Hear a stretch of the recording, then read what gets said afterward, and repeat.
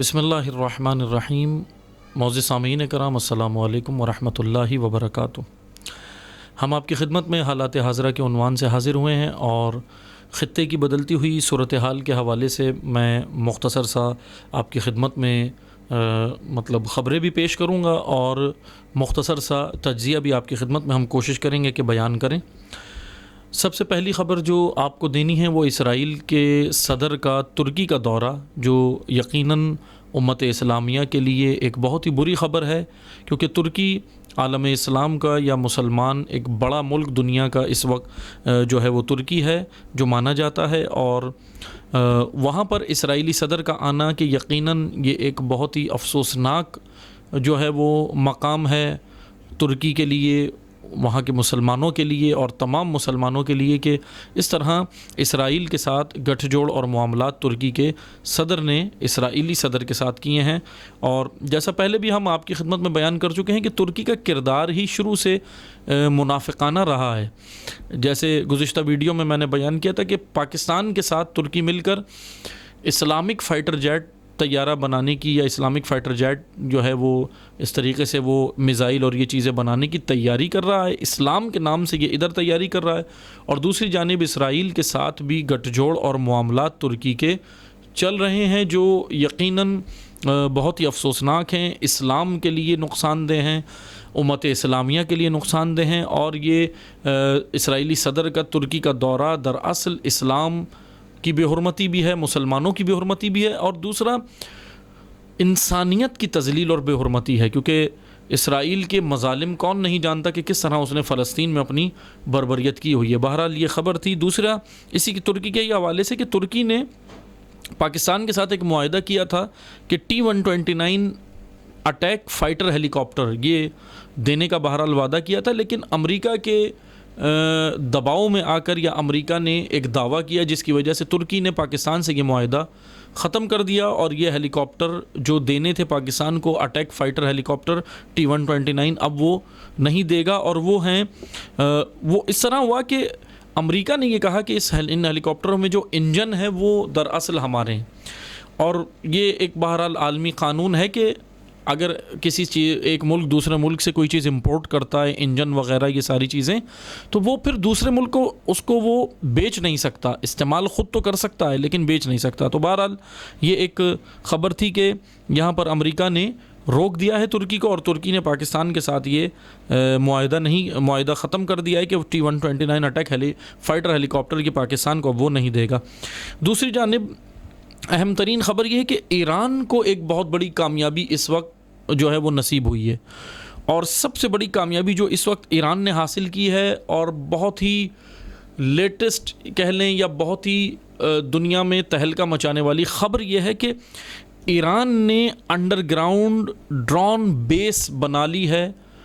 بہت ہی جدید بیس ہے یہ، اور اس کی باقاعدہ ایرانی میڈیا نے، ایرانی اداروں نے جو ہے وہ ویڈیو بھی جاری کی ہے، جو یقیناً یہ خبر اس وقت ویسٹرن میڈیا اور دنیا کے تمام میڈیا کی جو ہے وہ سرخی بنی ہوئی ہے کہ ایران جو ہے وہ اس طرح مثلا آگے آ رہا ہے۔ اور اس کے اندر خصوصیت یہ ہے، میں یہاں یہ بتاتا چلوں، یہ جو انڈر گراؤنڈ بیس بنائی ہے ایران نے، یہ بہت ہی لیٹسٹ اور جدید ہے ماہرین کے بقول، کیونکہ لیٹسٹ اور جدید بنانا، اور یہ واقعاً ایران کے لیے اتنی بڑی کامیابی ہے کیونکہ اتنی سینکشنز کے باوجود، اتنی پابندیوں کے باوجود یقیناً یہ ایران نے ایک بہت بڑی اچیومنٹ ہے ایران کے لیے۔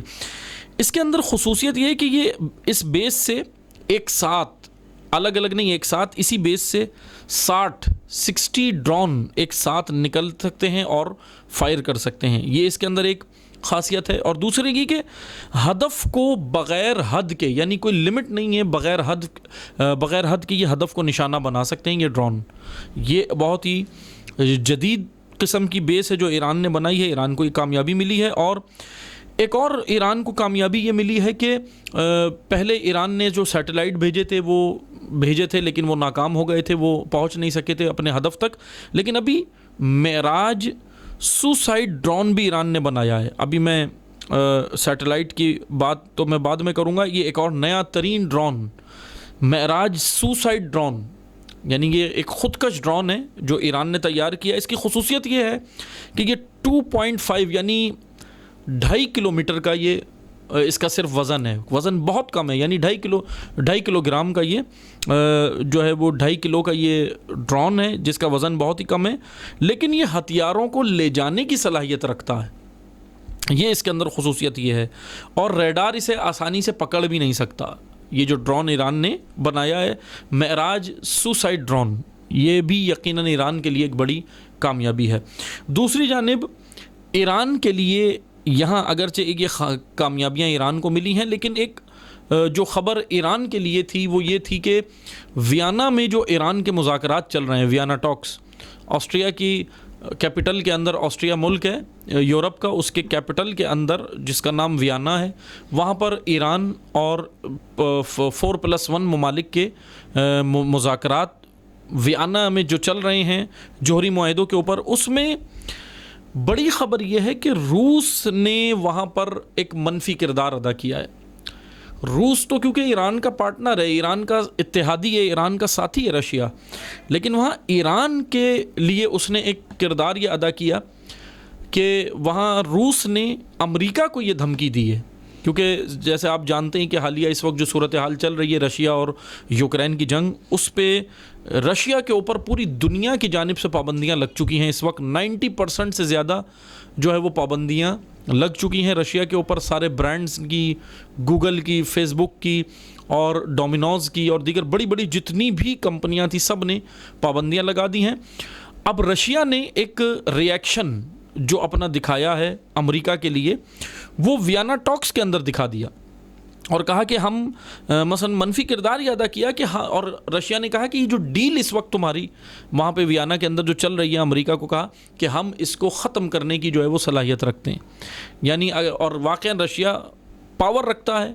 ویٹو کی پاور رکھتا ہے، ویٹو پاور ملک ہے، اس وجہ سے وہ وہاں پر اس نے یہ دھمکی دی اور جس کی وجہ سے مذاکرات ابھی کسی بھی نتیجے تک نہیں پہنچ سکے، جاتے جاتے رک گئے رشیا کے اس کردار کی وجہ سے۔ ایک جانب پہلی خبر تو یہ تھی، دوسری جانب جب یہ کام ہو گیا تو رشیا کے فارن منسٹر، روس کے وزیر خارجہ نے ایران کے فارن منسٹر کو، ایران کے وزیر خارجہ کو فون کیا اور ان کو بتایا کہ ہم نے یہ جو کام کیا ہے دراصل یہ ہمارے اوپر پابندیاں لگ رہی ہیں، اور ان پابندیوں کی وجہ سے ہم نے جو ہے وہ مثلا امریکہ کو یہ سبق سکھانے کے لیے یا امریکہ کو دھکیلنے کے لیے ہم نے یہ بہرحال یہ کام کیا ہے، جس پر ایران کی طرف سے ایک بیان آیا ایرانی وزیر خارجہ سے، تو بعد میں ٹیلی فونک رابطہ ہوا۔ ایران نے جب رشیا نے یہ کردار وہاں پہ ادا کیا ویانا مذاکرات کے اندر، تو ایران کی طرف سے وہاں سے یہ بیان یہ آیا کہ ہم معاہدہ ہمارے حق میں جائے یا حق میں نہ جائے، لیکن ہم جو ہے وہ مثلا ان ساری چیزوں کے پابند نہیں ہیں، کیونکہ پہلے اس ڈیل سے امریکہ بھاگا تھا اور ہم جو ہے وہ امریکہ کو اور ان طاقتوں کو جواب دینا جانتے ہیں۔ بہرحال ایران نے پہلے ہی اپنا جو ہے وہ موقف پیش کر دیا اور کہا کہ یہ مذاکرات کامیاب نہیں بھی ہوتے تو بھی ہم جو ہے وہ اپنے جوہری پروگرام کو یا جو بھی وہ ایران جو ہے وہ معاملات کر رہا ہے، کہا کہ ہم اس کو اپنے قانونی طریقے سے جاری رکھیں گے، UN کے قانون کے تحت جو عالمی قانون ہے اس کو مد نظر رکھتے ہوئے ہم اپنے یہ ساری چیزیں جاری رکھیں گے۔ بہرحال ایران نے پہلے بیان دیا، لیکن اب میں مختصر سے یہاں میں اس میں اگر مثلا یہ کہہ لیں کہ مختصر سے میں تجزیہ کروں تو وہ یہ بنتا ہے کہ رشیا نے جو یہ کردار ادا کیا ویانا میں، کہ یقیناً یہ ایک بڑی خبر تھی، کیونکہ دوسرے جو ویسٹرن ممالک ہیں، جو ویسٹ کے جتنے بھی ممالک ہیں جو وہاں بیٹھے ہیں یا وہاں نہیں بھی ہیں، دیگر ہیں، ان سب کی طرف سے نمائندگی جو یہ جرمنی، فرانس اور یہ کر رہے ہیں، انہوں نے ایران کو یہ کہنا شروع کیا کہ دیکھو ہم تو تمہارے ساتھ مذاکرات کے لیے بیٹھے تھے، یہ سارے کر رہے تھے، تمہارا اپنا اتحادی جو ہے وہ چلا گیا ہے یہ مذاکرات چھوڑ کے، یعنی رشیا چلا گیا۔ لیکن بہرحال یہاں پر جب ایران نے پہلے ہی اپنا موقف پیش کیا اور یہ مذاکرات کے جو اپنے مندوب تھے ان کے جو وہاں پہ موجود تھے، UN کے مندوب کا آنا، کہ یقیناً مذاکرات قریب تھے، بہت ہی قریب تھے، لیکن امریکہ نے، یا یہ کہہ لیں کہ امریکہ نے یہ بہت بڑا ایک گیم کھیلا ہے، کوئی یہ معمولی گیم نہیں ہے کہ امریکہ نے ادھر رشیا پہ سینکشنز لگائی ہیں، پابندیاں لگائی ہیں، اور ادھر رشیا نے امریکہ کو جواب دینے کے لیے ان ویانا مذاکرات کو سبوتار کرنے کی کوشش کی ہے۔ بہرحال امریکہ کو جواب رشیا نے ویانا کے اندر دیا، کیونکہ اس وقت رشیا کے پاس جو مثلا یہ کہہ لیں کہ ایک چیز بچی تھی اس جنگ کے نتیجے میں، کیونکہ ساری جگہ سے تو رشیا کے اوپر پابندی ہے، جو چیز بچی تھی وہ فقط اور فقط یہ ویانا مذاکرات تھے جس کے اندر رشیا اپنی پاور دکھا سکتا تھا، اور اس نے دکھائی ہے بہرحال. لیکن ابھی یہاں تک کی یہ خبر تھی، بہرحال اب دیکھیں آگے کیا سلسلہ ہوتا ہے. لیکن رشیا کے فارن منسٹر نے ایران کے فارن منسٹر کو کال کر کے مطلب اپنے موقف سے آگاہ بھی کیا، اور پھر جو ہے وہ اس سارے معاملات کے اوپر گفتگو بھی کی ہے. اسی کے ساتھ ہی رہبر معظم انقلاب اسلامی آیت اللہ العظمیٰ سید علی خامنئی حفظ اللہ کا ایک بیان ہے کہ انہوں نے اپنا ایک بیان دیا ہے حالیہ کہ روس اور یوکرین کی جنگ مسئلے کا حل نہیں ہے. ہمیں ان تمام جنگوں کے جو بھی جنگیں ہو رہی ہیں دنیا میں، صرف روس اور رشیا ہی نہیں، ان تمام جنگوں کے پیچھے رہبر معظم کا ایک بہت ہی بہترین بیان ہے جو تمام امت اسلامیہ کے لیے بہت ہی اہمیت رکھتا ہے سمجھنے کے لیے، کہ رہبر نے یہ فرمایا کہ ان تمام جنگوں کے پیچھے جو کار فرما عوامل ہیں وہ ہم نے سمجھنے ہوں گے. پہلا پوائنٹ یہ ہے، ورنہ ظاہری لوگ بدنام ہو جائیں گے. یہ ایک بہت اہم جملہ رہبر معظم کا ہے کہ ان جنگوں کے پیچھے کار فرما عوامل کیا ہیں، کون ہیں ان کے پیچھے، کون یہ کام کر رہا ہے، کیوں نوبت آ گئی یوکرین کو یہاں تک آنے کی، کیوں نوبت آ گئی یہ سارے معاملات کی، کیوں دنیا کے اندر اور دیگر معاملات میں جو جنگیں چل رہی ہیں، یمن کے اوپر بمباری ہو رہی ہے، یمن میں جنگ چل رہی ہے، آل سعود بمباری کر رہے ہیں، دیگر یہ معاملات ہو رہے ہیں، اس کے پیچھے جو کار فرما عوامل ہیں وہ ہم نے سمجھنے ہوں گے. اور اگر ہم ان سب کا یقیناً وہ نچوڑ نکالیں تو ان تمام عوامل اور ان تمام مسائل کے پیچھے ایک ہی دہشت گرد، عالمی دہشت گرد نظر آتا ہے، اور وہ امریکہ ہے. پوری دنیا جانتی ہے کہ امریکہ کی لگائی ہوئی یہ آگ ہے جس میں یہ سارے ممالک جل رہے ہیں. آخر میں بس میں آپ کو مختصر سی یہ خبر دیتا چلوں کہ روس نے دعویٰ کیا ہے، یوکرین اور روس کی جو ابھی جنگ چل رہی ہے اس کے اندر روس نے یہ دعویٰ کیا ہے کہ یوکرین کیمیکل ہتھیار اور بیڈ کرونا وائرس بنا رہا تھا یوکرین، اور رشیا نے ابھی وہاں پہ اس کے جو ملکوں کے اندر حملے کیے ہیں، ملک شہروں کے اندر جو حملے کیے ہیں یوکرین کے، بہت ساری ایسی رشیا نے اپنی ویڈیوز بھی جاری کی ہیں جو سوشل میڈیا پہ موجود ہیں. رشیا نے وہ شہروں کے اندر مطلب حملے کر کے اور کہا کہ ہم نے ایسی ایسی فیکٹریاں اور ایسے جو ہے وہ جگہیں ہم نے پکڑی ہیں کہ جہاں پہ یوکرین کیمیکل ہتھیار تیار کر رہا تھا، اور بیڈ کرونا وائرس یعنی ایک نیا کرونا وائرس یوکرین کے اندر تیار ہو رہا تھا، یہ رشیا نے دعویٰ کیا ہے. بہرحال ویسٹرن میڈیا اس کے اوپر ابھی کوئی بات نہیں کر رہا، دیگر میڈیا، عالمی میڈیا اس کے اوپر ابھی کوئی بات نہیں کر رہا. اور بات نہ کرنے کا مقصد کیا سمجھا جائے، بات نہ کرنے کا ہم کیا مطلب لیں؟ یقیناً یہ مطلب لیا جا سکتا ہے کہ اس کے اوپر بات نہ کرنا، تو ہو سکتا ہے اس کے پیچھے امریکہ شامل ہو سکتا ہے یہ ساری چیزیں موجود ہوں. رشیا نے جو دعویٰ کیا ہے ممکن ہے یہ سچ ہو، اور ایسا ہوا ہو وہاں پہ ایک اور نیا بیڈ کرونا وائرس کے نام سے ایک اور وائرس تھا جو وہاں تیار کیا جا رہا تھا. یہ رشیا نے بہرحال دعویٰ کیا ہے. ابھی معاملات چلتے رہیں گے تو خبریں سامنے آتی رہیں گی کہ کیا یہ دعویٰ رشیا کا سچ ہے یا نہیں ہے، لیکن بہرحال دعویٰ کیا ہے روس نے مشرق وسطیٰ کے روس نے اہم کام یہ کیا کہ مشرق وسطیٰ مڈل ایسٹ کے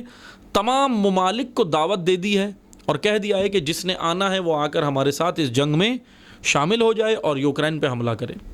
یوکرین کے اندر جو ہماری آرمی لڑ رہی ہے آئے اور ہمارے ساتھ دینے کے لیے ہم اس کو دعوت دیتے ہیں. اور سیریا سے شام کی آرمی نے حامی بھی بھر لی ہے، اور ابھی حالیہ سمجھے کہ ایک آدھ دن میں شاید سیرین آرمی، شام کی آرمی رشیا پہنچ بھی رہی ہے یوکرین کے مثلا رشیا کی مدد کے لیے اور یوکرین کے اوپر مزید حملوں کے لیے. ایک طرف تو رشیا نے یہ کام کیا کہ مثلا یہ کہا کہ آپ جو ہے وہ مڈل ایسٹ کے تمام ممالک کو، جتنے بھی مشرق وسطیٰ کے ممالک ہیں سب کو دعوت دے دی.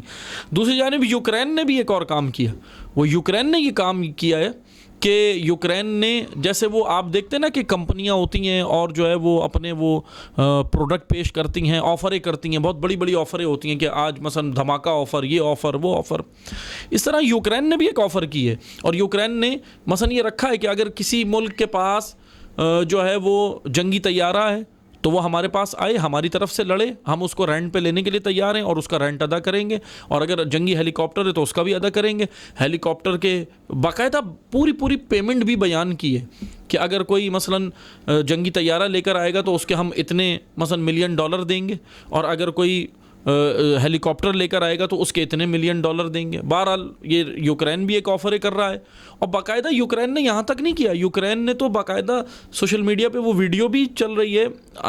میڈیا نے بھی دکھائی ہے, عالمی میڈیا نے بھی دکھائی کہ وہ یوکرین نے دعوت دی کہ آئیں اور یہ مطلب ہیلی کاپٹر لے کر آئیں, جنگی طیارے لے کر آئیں, اور باقاعدہ فون نمبر بھی دیا ہے, جس طرح آپ کوئی کمپنی, جیسے کمپنیاں کرتی ہیں کہ کوئی بھی مثلا پروڈکٹ پیش کرتی ہیں کہ ہم یہ دے رہے ہیں آج get one buy one get one یا buy one get two free, اس طرح کی آفریں یوکرین باقاعدہ اس طرح کی آفریں کر رہا ہے اور کہہ رہا ہے کہ آئیں ہم اپنے اتنے $, دیں گے, آپ کو اتنے $, دیں گے, آ کر رشیا کے خلاف ہمارے لیے لڑیں. اور ہم نے باقاعدہ فون نمبر بھی دیا کہ اس پہ رابطہ کریں اور آئیں.